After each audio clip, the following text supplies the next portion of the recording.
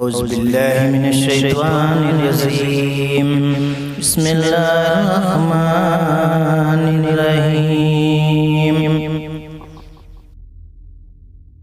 السلام علیکم ورحمۃ اللہ وبرکاتہ. اعوذ باللہ من الشیطان الرجیم بسم اللہ الرحمن الرحیم. آج ایک حدیث ہے، حدیث نمبر 44. حضرت انس رضی اللہ تعالیٰ عنہ سے روایت ہے، حضرت ابو طلحہ رضی اللہ تعالیٰ عنہ کا ایک لڑکا بیمار تھا. ابو طلحہ اپنے کام کاج کے لیے باہر چلے گئے تو لڑکا فوت ہو گیا. جب واپس آئے تو پوچھا میرے بیٹے کا کیا حال ہے؟ تو ان کی بیوی ام سلیم رضی اللہ تعالیٰ عنہ نے کہا جو بچے کی ماں تھی وہ پہلے سے اب سکون میں ہے. پاس بیوی نے ان کے سامنے رات کا کھانا رکھا جو انہوں نے تعاون کیا. پھر بیوی سے ہم بستری کی.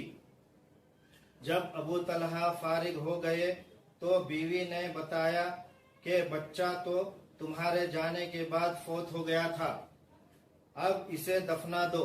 چنانچہ جب انہوں نے صبح کی تو ابو طلحہ رسول اللہ صلی اللہ علیہ وسلم کے پاس کے خدمت میں حاضر ہوئے اور یہ سارا ماجرا بیان کیا. آپ نے پوچھا کیا تم نے رات کو ہم بستری کی تھی؟ انہوں نے جواب دیا ہاں. آپ نے دعا فرمائی اے اللہ ان دونوں کے لیے برکت عطا فرما. چنانچہ اس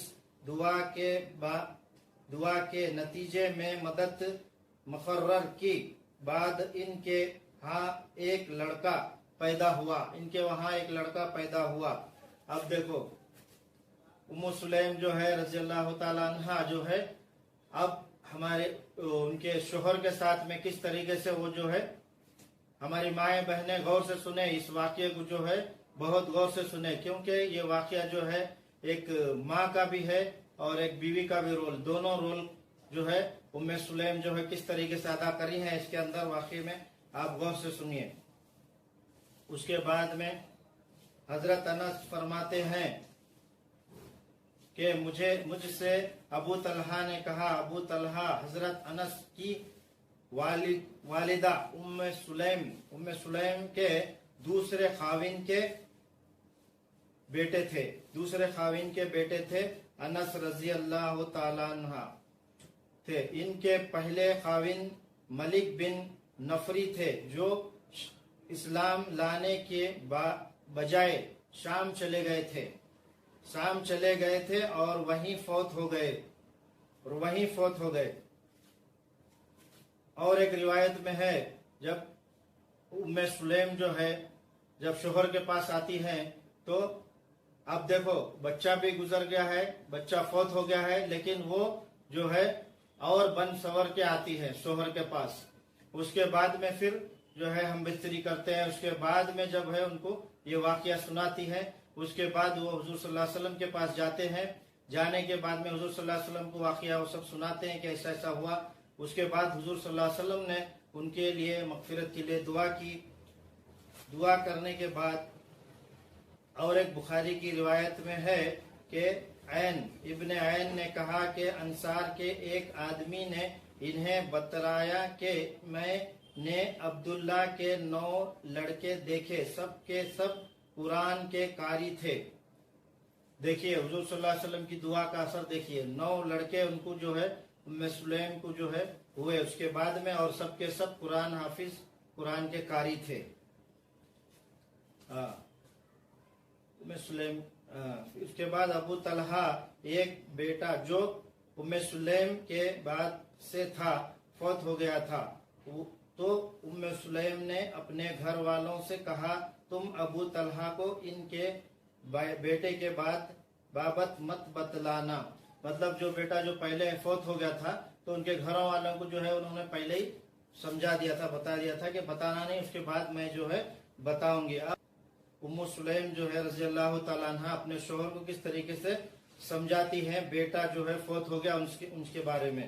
ابو طلحہ ذرا बतलाओ कि अगर कुछ लोग किसी घर वालों को कोई चीज एरात अर्जी तौर पर दें, फिर वो अपनी एरात के तौर पर दें, दी हुई चीज वापस मांगे, तो क्या इनके लिए जायज है कि वो देने से इनकार कर दे?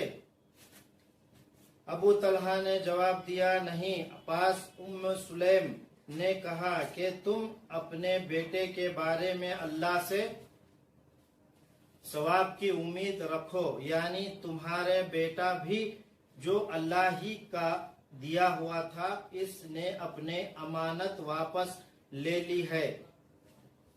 देखो कैसे समझा रहे हैं अपने जो है शोहर को कि बेटा जो है दी हुई अमानत है, अल्लाह की अमानत है, उसे हम ये नहीं कर सकते। आजकल हम क्या करते, हमारे घर में हमारी माएँ बहनें जो है कुछ भी, कोई बच्चा गुजर गया, कुछ गुजर गया तो पीटना, चिल्लाना, रोना धोना इतना रहता है कि घर में पूरा जो है आजू बाजू वाले और पूरे मोहल्ले को मालूम हो जाता है कि क्या हुआ है। लेकिन यहाँ उम्मे सुलैम जो है रजी अल्लाह ताला अन्हा, अपना बच्चा भी गुजर गया, उसके बाद में शोहर आए, उनकी खिदमत करने के बाद उसके बाद में फिर उनको बताती है कि ऐसा बच्चा फौत हो गया करके।